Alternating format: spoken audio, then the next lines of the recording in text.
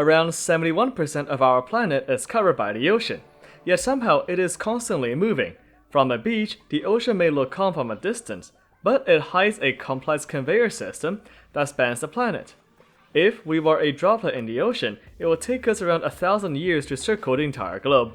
This movement maintains our climate, cycles nutrients, and sustains a healthy marine ecosystem. So in this video, we will go over how the ocean circulates on a surface, in the depth, and how they connect to form the global conveyor belt of ocean currents.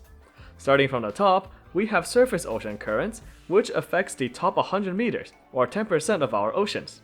Despite the efforts of our moon causing tides and waves, most of the currents on the ocean surface are caused by the wind, dragging along the water as it blows. Wind is created due to the difference in air pressure, since it flows from high to low pressure. As the air heats up at the equator, it will rise and be pushed towards the poles as colder air rushes in to fill the gap. I'll go into more details about how wind works here. However, the ocean currents don't just travel up and down between the equator and the poles. Since the spin of the Earth deflects the direction of the wind, this results in the winds flowing clockwise in the northern hemisphere and counterclockwise in the southern hemisphere, known as the Coriolis effect. Those rotational winds cause gyres in the ocean, which are big circular currents that transfer heat from the equator to the poles. Next, we have deep ocean currents, which affect the remaining 90% of seawater.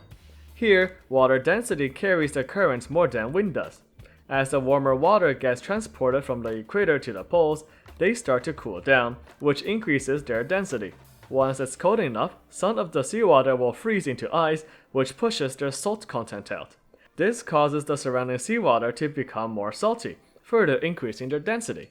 And of course, since denser fluids sink, the less dense seawater will fill in the gap that was left behind. This is what causes the motion in deep ocean currents, through this process called thermohaline circulation, with thermal meaning heat and haline meaning salt. So altogether now, both the surface ocean currents and deep ocean currents form the global conveyor belt, which I am attempting to draw here. The blue indicates colder, denser water, while the red indicates warmer, less dense water. The water in this conveyor belt moves a few centimeters every second, hence why it will take a droplet around 1,000 years to circulate around the globe. This is an essential system because this motion cycles nutrients and oxygen to the surface, regulates temperature by moving the warmer waters away from the equator, and maintains healthy marine ecosystems. And there we have it.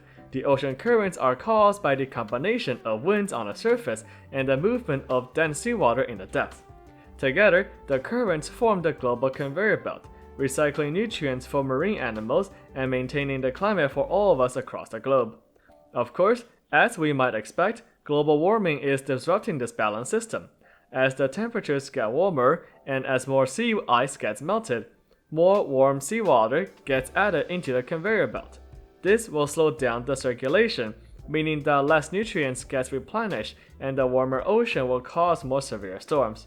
This conveyor belt is the hidden engine that makes our planet livable, so it is also our responsibility to make sure that this engine doesn't stop running.